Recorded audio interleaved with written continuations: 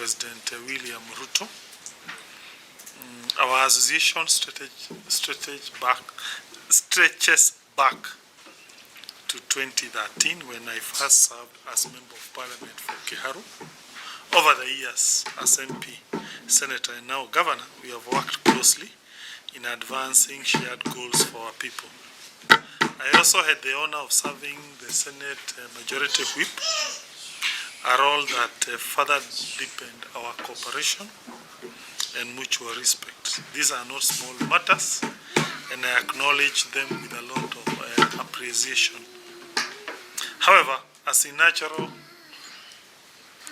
in public life, there are moments when honest differences emerge. My divergence with His Excellency President Ruto is not personal. It is grounded on principle, specifically on matters political strategy, engagement with citizens, and policy priorities. I hold the firm belief that leadership must be anchored in persuasion, not pressure, in dialogue, not coercion. Politics, in my view, is about winning hearts through ideas, humility, and service, speaking to citizens respectively even when they disagree with us.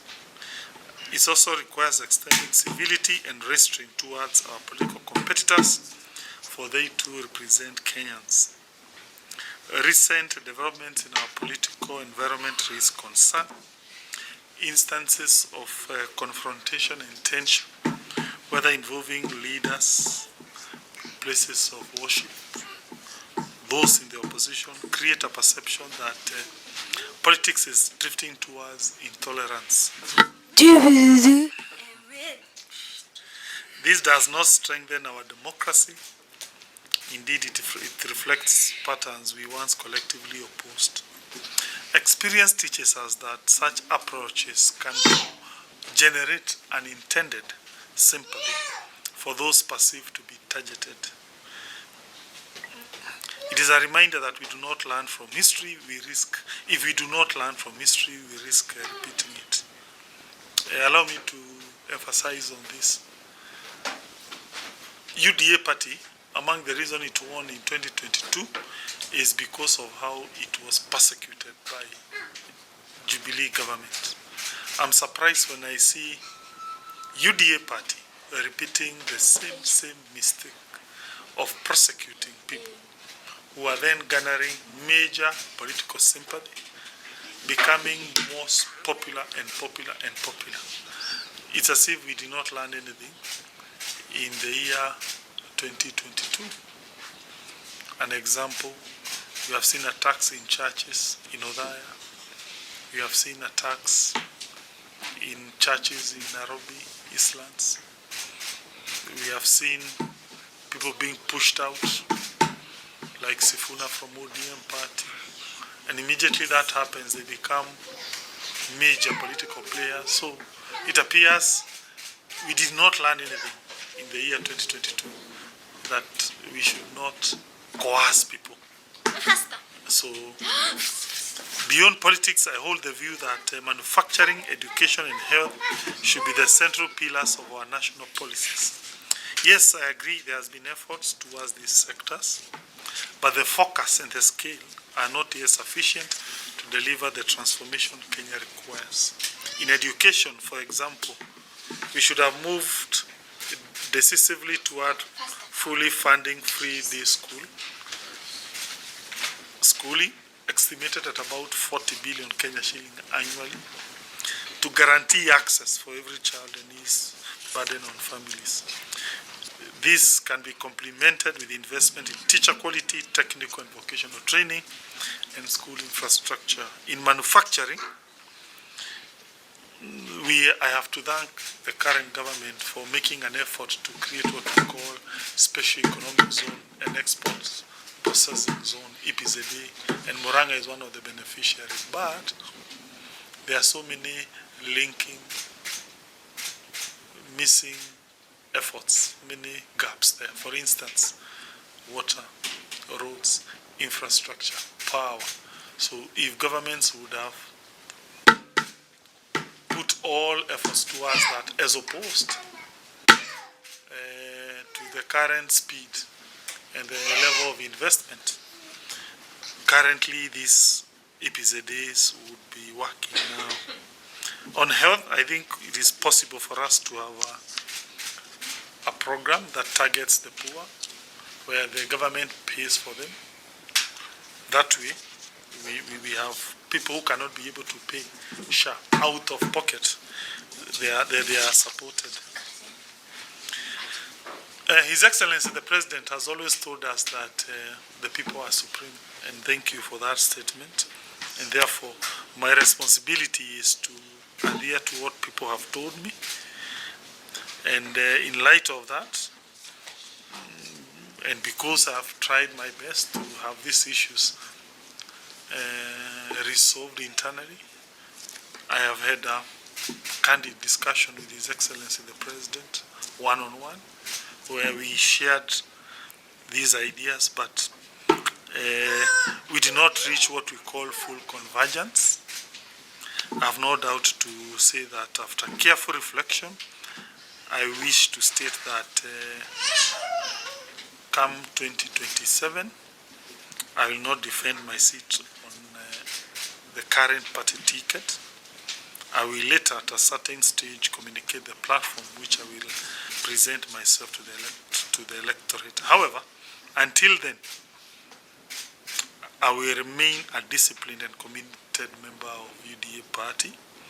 I'll continue to serve diligently in my capacity and to cooperate with the national government in delivering development to our people.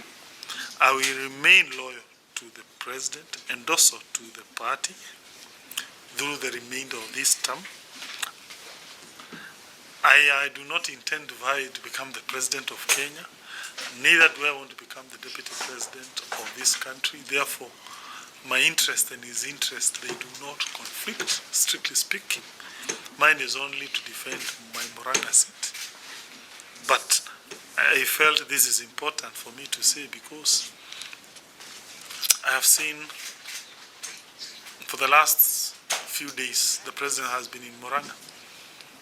And every time when I go there, I'm being pressured to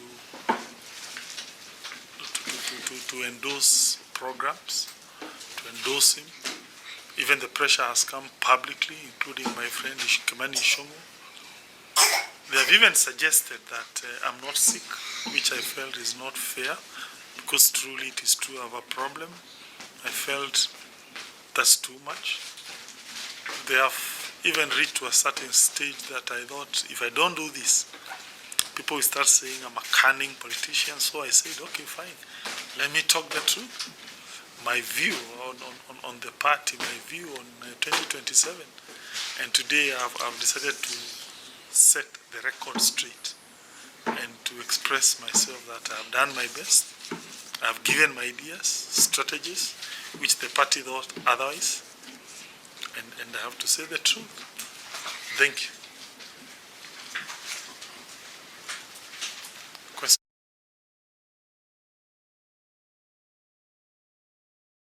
Work today is broken. Every day, people juggle so many different tools just to get work done. A simple task turns into a time-consuming mess because work sprawl has scattered the tools and context we rely on.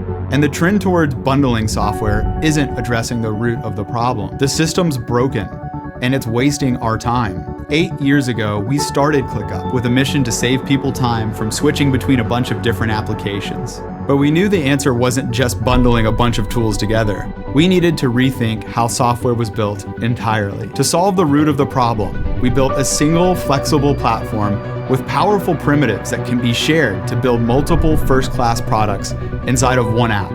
We call this convergence.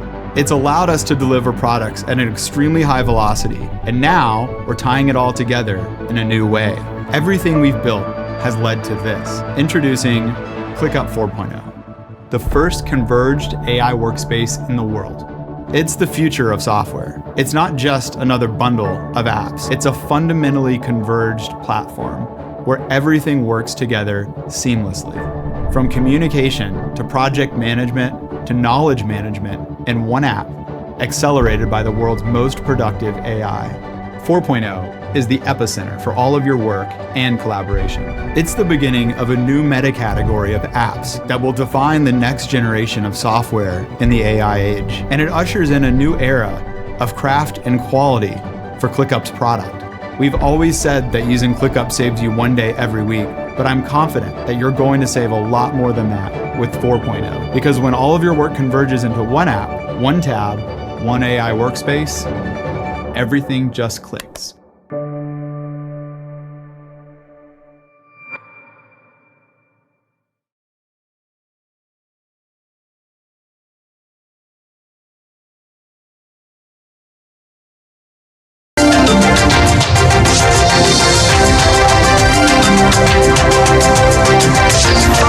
Hii ni Nipashe na Rashid Abdalla na Lulu Hassan.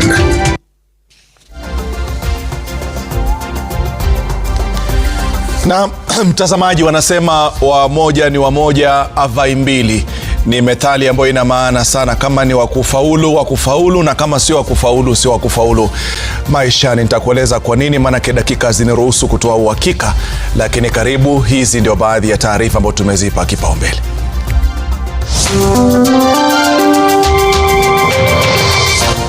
Tunashindwa kujua tukitoka tutaenda tuogeshe wapi. Watu wengi wako kwa maji kwa sababu wanashindwa, wamechanganyikiwa.